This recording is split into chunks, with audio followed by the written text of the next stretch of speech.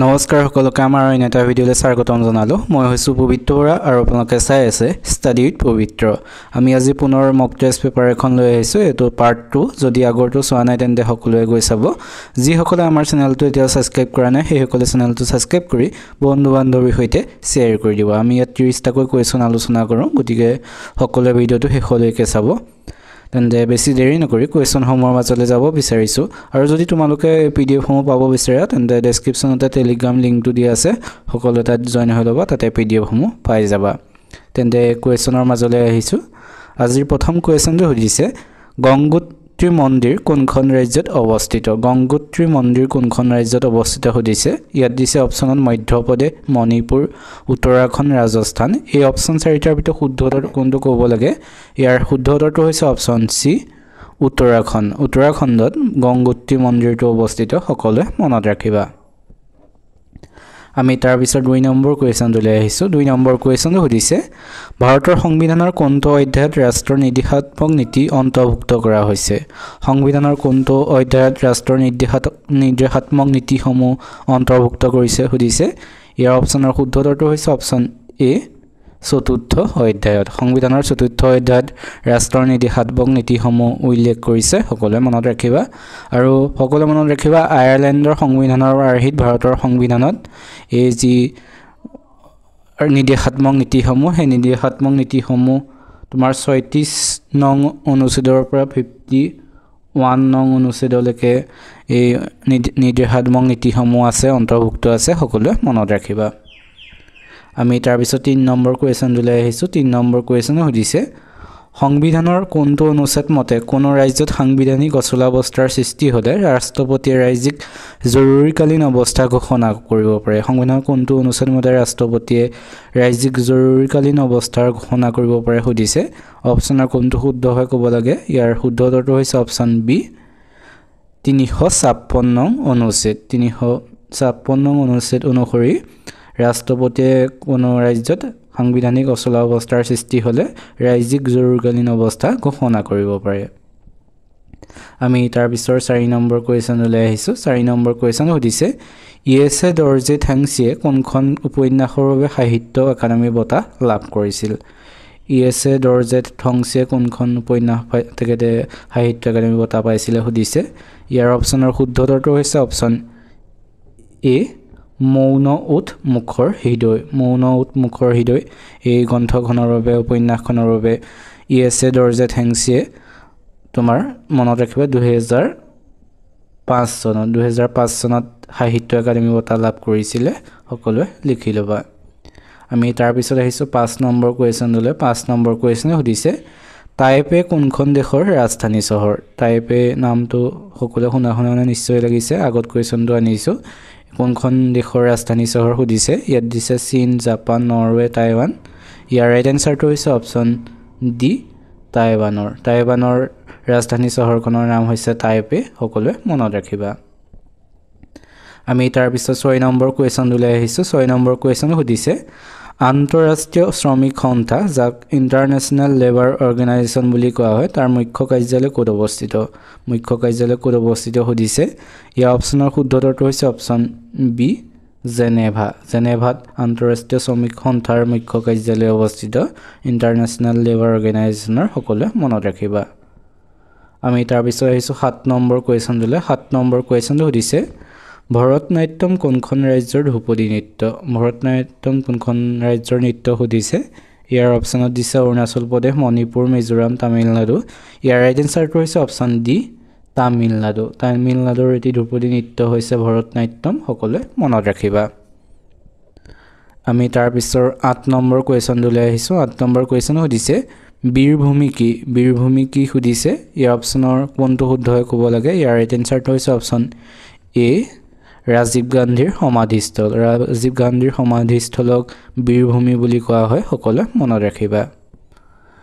আমি তাৰপিছত 9 নম্বৰ কুৱেশ্যনটোলৈ আহিছোঁ। 9 নম্বৰ কুৱেশ্যন সুধিছে, কাগজ কা ফুল গ্ৰন্থখন কোনে লিখিছিল? কাগজ কা ফুল গ্ৰন্থখন কোনে লিখিছিল সুধিছে। অপশ্যনৰ কোনে এই কিতাপখন লিখিছিল সুধিছে। ইয়াৰ ৰাইট এনচাৰটো হৈছে অপশ্যন চি, অমৃতা প্ৰীতম। অমৃতা প্ৰীতমে এই কাগজ কা ফুল গ্ৰন্থখন লিখিছিল, সকলোৱে লিখি ল'বা। আমি তাৰ পিছত আজি 10 নম্বৰ কোৱেশ্চন লৈ আহিছো 10 নম্বৰ কোৱেশ্চন সুধিছে বিশ্ব হেপাটাইটিছ দিৱস কোন তাৰিখে পালন কৰা হয় বিশ্ব হেপাটাইটিছ দিৱস কোন তাৰিখে পালন কৰা হয় সুধিছে ইয়াৰ অপচন দিছে 15 ছেপ্টেম্বৰ 21 এপ্ৰিল 12 জানুৱাৰী 28 জুলাই ইয়াৰ ৰাইট এনসাৰটো হৈছে অপচন ডি 28 জুলাই তাৰিখে বিশ্ব হেপাটাইটিছ দিৱস পালন কৰা হয় সকলোৱে মনত ৰাখিবা আমি তাৰ পিছত আহিছো 11 নম্বৰ কোৱেশ্চন লৈ 11 নম্বৰ কোৱেশ্চন সুধিছে লোকপ্ৰিয় গোপীনাথ বৰদলৈ আন্তঃৰাষ্ট্ৰীয় বিমানবন্দৰ ক'ত অৱস্থিত লোকপ্ৰিয় গোপীনাথ বৰদলৈ আন্তঃৰাষ্ট্ৰীয় বিমানবন্দৰ ক'ত অৱস্থিত সুধিছে ইয়াৰ অপচনৰ শুদ্ধ উত্তৰটো হৈছে অপচন এ গুৱাহাটীত এই লোকপ্ৰিয় গোপীনাথ বৰদলৈ আন্তঃৰাষ্ট্ৰীয় বিমানবন্দৰ অৱস্থিত সকলোৱে জানাইছেগে আমি তাৰ পিছত আহিছো 12 নম্বৰ কোৱেশ্চন লৈ 12 নম্বৰ কোৱেশ্চন সুধিছে গীত গোবিন্দৰ বিখ্যাত লেখক জয়দেৱ কাৰ ৰাজদৰবাৰৰ কবি আছিল গীত গোবিন্দখন কোনে লিখিছিলে জয়দেৱে সেই জয়দেৱ কোৰ দৰবাৰৰ কবি আছিল সুধিছে ইয়াৰ অপচনৰ শুদ্ধ উত্তৰটো হৈছে অপচন সি লক্ষ্মণ সেনৰ দৰবাৰৰ ৰাজদৰবাৰৰ কবি আছিল গীত গোবিন্দ যি বিখ্যাত যিখন গ্ৰন্থ সেইখনৰ লেখক জয়দেৱ আমি তাৰ পিছত 13 নম্বৰ কোৱেশ্চন লৈ আহিছো 13 নম্বৰ কোৱেশ্চন সুধিছে I do not approve this your language young man ইয়াত কি বহিব সুধিছে এই অপচন দিছে of on in from ইয়াৰ ৰাইট এনসাৰটো হ'ব অপচন এ of ইয়াত of বহিব I do not approve your language young man approve of মানে কাৰোবা বা কিবা এটাৰ প্ৰতি ইতিবাচক মতামত থকা এই বাক্যটোত এই of বহিবলৈ সম্পূৰ্ণ হৈছে বাক্যশাৰী সকলোৱে মনত ৰাখিবা আমি তাৰ পিছত 14 নম্বৰ কোৱেশ্চন লৈ আহিছো 14 নম্বৰ কোৱেশ্চন সুধিছে try to reach the village dash the sunset মানে কি সূৰ্যাস্তৰ আগতে গাঁওখন পাবলৈ চেষ্টা কৰক বুলি কৈছে ইয়াত কি বহিব অপচনৰ বিফৰ বহিব try to reach the village before the sunset হোৱাৰ আগতে গাঁৱত পাবলৈ কৈছে এগদিকে ইয়াত বিফৰটো বহিব আমি তাৰ পিছৰ কোৱেশ্চন লৈ যাওঁ তাৰ পিছৰ আহিছো 15 নম্বৰ কোৱেশ্চন লৈ 15 নম্বৰ কোৱেশ্চন সুধিছে তেজৰে কমলাপতি বৰগীতটোৰ ৰচক কোন এটো সকলোৱে জানাইছেগে তেজৰে কমলাপতি বৰগীতটোৰ ৰচক কোন এটো উত্তৰ কৈ নেদু তোমালোকে কমেন্ট কৰিবা অপচন হৈছে মাধৱদেৱ শংকৰদেৱ অনন্ত কণ্ডলী মাধৱ কণ্ডলী গতি অপচন 4টাৰ ভিতৰত কোনজনে তেজৰে কমলাপতি বৰগীতটি ৰচনা কৰিছিল তোমালোকে কমেন্ট কৰি জনাবা তোমালোকে আজি ভিডিওটো চাই কেনেকুৱা পাইছে কমেন্ট কৰি জনাবা যদি ভাল পাইছে তেনেহলে চেনেলটো সাবস্ক্ৰাইব কৰি বন্ধু বান্ধৱীৰ সৈতে শেয়াৰ কৰি দিবা আৰু যদি ভিডিওটো ফেসবুকত চাই আছা তেন্তে পেজখন ফলো কৰি ভিডিওটো শেয়াৰ কৰি দিবা আৰু ইয়াৰ পিডিএফ সমূহ ডেসক্ৰিপচনত দিয়া টেলিগ্ৰাম লিংকতে দি দিও সকলোৱে তাৰ পৰা ডাউনলোড কৰি লবা আৰু লিখি ল'ব পাৰিবা আমি তাৰ পিছৰ 16 নম্বৰ কোৱেশ্চন লৈ আহিছো 16 নম্বৰ কোৱেশ্চন সুধিছে কোচ বিহাৰৰ পৰা নাৰায়ণপুৰ লৈকে গোহাই কমলৰ দ্বাৰা নিৰ্মিত গোহাই কমলালী পথটো কাৰ শাসনকালত নিৰ্মাণ কৰিছিল আমি সমুকৈ যদি কম গোহাই কমলালী পথটো কাৰ শাসনকালত নিৰ্মাণ কৰিছিল সুধিছে ইয়াৰ অপচনৰ শুদ্ধ উত্তৰটো হৈছে অপচন সি নৰনাৰায়ণৰ ৰাজত্বকালত এই গোহাই কমলালী পথটো নিৰ্মাণ কৰিছিল যিটো কোচ বিহাৰৰ পৰা নাৰায়ণপুৰলৈকে আছে গতিকে সকলোৱে মনত ৰাখিবা আমি তাৰ পিছত আহিছো 17 নম্বৰ কোৱেশ্চন লৈ 17 নম্বৰ কোৱেশ্চন সুধিছে অসম ছাত্ৰ সন্মিলনৰ প্ৰথম সভাপতি কোন আছিল অসম ছাত্ৰ সন্মিলন যি সেই তাৰ প্ৰথম সভাপতি কোন আছিল সুধিছে ইয়া দিছে হেমচন্দ্ৰ গোস্বামী লক্ষ্মীনাথ বেজবৰুৱা মানিক চন্দ্ৰ বৰুৱা চন্দ্ৰধৰ বৰুৱা ইয়াৰ ৰাইট এনসাৰটো হৈছে অপচন বি লক্ষ্মীনাথ বেজবৰুৱা আছিল অসম ছাত্ৰ সন্মিলনৰ প্ৰথম সভাপতি সকলোৱে মনত ৰাখিবা আমি তাৰ পিছত আহিছো 18 নম্বৰ কোৱেশ্চন লৈ 18 নম্বৰ কোৱেশ্চনটো সুধিছে what is the past tense of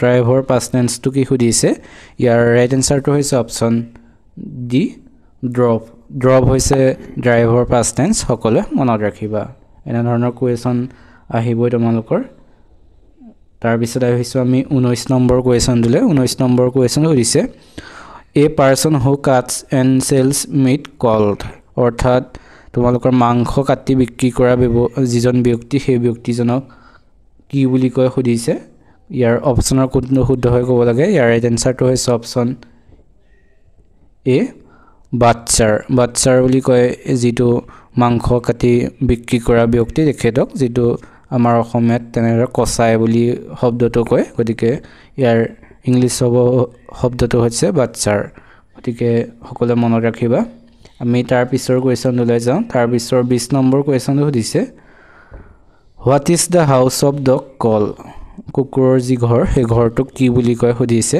ইয়াৰ অপচনৰ শুদ্ধ উত্তৰটো হৈছে অপচন সি কেনেল বুলি কয় যিটো কুকুৰৰ ঘৰ সেই ঘৰটোক হাউচ অফ ডগছ কল তাক কোৱা হয় কেনেল আমি তাৰ পিছৰ কোৱেশ্যনলৈ আহিছোঁ তাৰ পিছৰ 21 নম্বৰ কোৱেশ্যনটো সুধিছে কোনজন আহোম ৰজাৰ বৈশিষ্ট্য মন্দিৰ নিৰ্মাণ কৰিছিল বৈশিষ্ট্য মন্দিৰ কোনজন আহোম ৰজাই নিৰ্মাণ কৰিছিল সুধিছে ইয়াৰ ৰাইট এনসাৰটো হৈছে অপচন বি ৰাজেশ্বৰ সিংহই বৈশিষ্ট্য মন্দিৰ নিৰ্মাণ কৰিছিল সকলোৱে মনত ৰাখিবা আমি তাৰ পিছত আহিছোঁ 22 নম্বৰ কোৱেশ্যনলৈ 22 নম্বৰ কোৱেশ্যন সুধিছে সংগীত নাটক একাডেমীৰ বঁটা লাভ কৰা প্ৰথম অসমীয়া মহিলা কোন যি সংগীত নাটক একাডেমী সেই সংগীত নাটক একাডেমীৰ বঁটা কোনে প্ৰথম লাভ কৰিছিল সুধিছে প্ৰথম অসমীয়া মহিলা ইয়াৰ অপচনৰ শুদ্ধ উত্তৰটো হৈছে অপচন ডি প্ৰতিমা পাণ্ডে বৰুৱাই সংগীত নাটক একাডেমীৰ বঁটা লাভ কৰা প্ৰথম মহিলা সকলোৱে মনত ৰাখিবা অসমীয়া মহিলা আমি তাৰ পিছত আহিছোঁ 23 নম্বৰ কোৱেশ্যনলৈ 23 নম্বৰ কোৱেশ্যন সুধিছে ডক্টৰ ভূপেন হাজৰিকাৰ তলৰ কোনখন বিশ্ববিদ্যালয় শিক্ষকতা জীৱনৰ পাতনি মেলিছিল ভূপেন হাজৰিকাদেৱে ইয়াৰ কোনখন বিশ্ববিদ্যালয়ত শিক্ষকতা জীৱনৰ পাতনি মেলিছিল সুধিছে ইয়াত দিছে গুৱাহাটী বিশ্ববিদ্যালয় ডিব্ৰুগড় বিশ্ববিদ্যালয় বেনাৰস হিন্দু বিশ্ববিদ্যালয় কলম্বিয়া বিশ্ববিদ্যালয় ইয়াৰ ৰাইট এনসাৰটো হৈছে অপচন এ গুৱাহাটী বিশ্ববিদ্যালয় তেখেতে শিক্ষকতা জীৱনৰ পাতনি মেলিছিল সকলোৱে মনত ৰাখিবা আমি আহিছোঁ তাৰ পিছত 24 নম্বৰ কোৱেশ্যনলৈ 24 নম্বৰ কোৱেশ্যন সুধিছে ৰত্নকন্দলী আৰু অৰ্জুন দাসৰ দ্বাৰা ৰচিত বুৰঞ্জীখনৰ নাম কি ৰত্নকন্দলী আৰু অৰ্জুন দাসে কোনখন বুৰঞ্জী লিখিছিল সুধিছে এই অপচনৰ ইয়াৰ ৰাইট এনসাৰটো হৈছে অপচন চি ত্ৰিপুৰা বুৰঞ্জী তেখেতসকলে ত্ৰিপুৰা বুৰঞ্জীখন লিখিছিল সকলোৱে মনত ৰাখিবা আমি তাৰ পিছত আহিছোঁ 25 নম্বৰ কোৱেশ্যনলৈ 25 নম্বৰ কোৱেশ্যন সুধিছে অষ্টৰাগ উপন্যাসখন কোনে লিখিছিল অষ্টৰাগ যি উপন্যাস এইখন কোনে লিখিছিল সুধিছে ইয়াৰ অপচনৰ শুদ্ধ উত্তৰটো হৈছে অপচন বি হোমেন বৰগোহাঁই লিখিছিল এখন অষ্টৰাগ নামৰ উপন্যাসখন সকলোৱে মনত ৰাখি ল'বা তাৰ পিছত আহিছোঁ আমি 26 নম্বৰ কোৱেশ্যনলৈ 26 নম্বৰ কোৱেশ্যনটো সুধিছে দ্য চিনোনিম অফ চেভেজ ইজ চেভেজৰ চিনোনিম কি সুধিছে চেভেজ মানে যি বন্য কথা কৈছে বন্য এই বন্যৰ চিনোনিম অৰ্থাৎ সমাৰ্থক শব্দ কি সুধিছে ইয়াৰ ৰাইট এনসাৰটো হৈছে অপচন এ ৱাইল্ড হৈছে চেভেজৰ চিনোনিম মানে যি ৱাইল্ড বনৰীয়া সেই বুজায় সেই যি চেভেজ একে বুজায় ইয়াৰ যদি আমি এন্ট্ৰনেম অৰ্থাৎ বিপৰীত শব্দ চাওঁ সেইটো হ'ব পুলিচ হৈছে ইয়াৰ এন্ট্ৰনেম সকলোৱে মনত ৰাখিবা আমি তাৰ পিছৰ 27 নম্বৰ কোৱেশ্যনলৈ আহিছোঁ 27 নম্বৰ কোৱেশ্যন সুধিছে দ্য এন্ট্ৰনেম অফ কেলকুলেটিঙৰ এন্ট্ৰনেম কি সুধিছে বিপৰীত শব্দ ইয়াৰ ৰাইট এনসাৰটো হৈছে অপচন বি আৰ্টলেছ হৈছে কেলকুলেটিঙৰ বিপৰীত শব্দ সকলোৱে মনত ৰাখিবা আমি তাৰ পিছৰ 28 নম্বৰ কোৱেশ্যনলৈ আহিছোঁ 28 নম্বৰ কোৱেশ্যন সুধিছে সাতপুৰা ৰাষ্ট্ৰীয় উদ্যান কোনখন ৰাজ্যত অৱস্থিত সাতপুৰা ৰাষ্ট্ৰীয় উদ্যানখন কোনখন ৰাজ্যত অৱস্থিত সুধিছে ইয়াত দিছে মধ্যপ্ৰদেশ উত্তৰ প্ৰদেশ ৰাজস্থান বিহাৰ ইয়াৰ ৰাইট এনসাৰটো হৈছে অপচন এ মধ্যপ্ৰদেশত যি সাতপুৰা ৰাষ্ট্ৰীয় উদ্যান এইখন অৱস্থিত সকলোৱে মনত ৰাখিবা আমি তাৰ পিছত আহিছোঁ 29 নম্বৰ কোৱেশ্যনলৈ 29 নম্বৰ কোৱেশ্যন সুধিছে অসমৰ কোন ঠাইত দন্ত চিকিৎসা মহাবিদ্যালয় আছে দন্ত চিকিৎসা মহাবিদ্যালয় অসমৰ কোনখন ঠাইত আছে সুধিছে ইয়াত দিছে যোৰহাট তেজপুৰ ডিব্ৰুগড় গুৱাহাটী ইয়াৰ ৰাইট এনসাৰটো হৈছে অপচন ডি গুৱাহাটীত দন্ত চিকিৎসা মহাবিদ্যালয়খন আছে সকলোৱে জানাই চাগে আমি তাৰ পিছত আহিছোঁ 30 নম্বৰ কোৱেশ্যনলৈ 30 নম্বৰ কোৱেশ্যন সুধিছে জাউতিযুগীয়া প্ৰেমৰ চহৰ বুলি কোনখন